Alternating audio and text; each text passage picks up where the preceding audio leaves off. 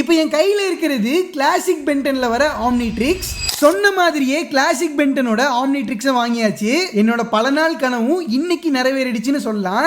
என்கிட்ட இந்த Samsung watch ஒன்று இருந்துச்சு. இதை நான் வாங்கினதுக்கு காரணமும் இதை நம்ம ஆம்னிட்ரிக்ஸா யூஸ் பண்ணலான்னு தான். பட் எனக்கு இந்த சாம்சங் வாட்ச் சாட்டிஸ்ஃபைடாவே இல்லை. அப்பதான் ஆன்லைன்ல இந்த ஆம்னிட்ரிக்ஸோட கேஸை பார்த்தேன். அப்புறம் என்ன, என்னோட பர்த்டேக்கு எனக்கு நானே இதை கிஃப்ட் பண்ணிக்கிட்டேன்.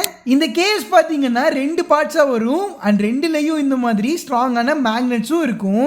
இதனால ஆம்னிட்ரிக்ஸ் நம்ம கையில சூப்பரா ஸ்ட்ராங்கா ஃபிக்ஸ் ஆயிடுது.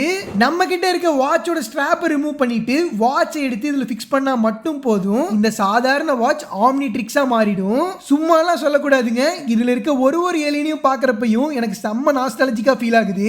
அண்ட் என்னோட டாய் கலெக்ஷன்ல எனக்கு ரொம்பவும் பிடிச்ச ஒரு பொருளாகவும் இந்த ஆம்னிட்ரிக்ஸ் மாறிடுச்சுன்னு தான் சொல்லணும்.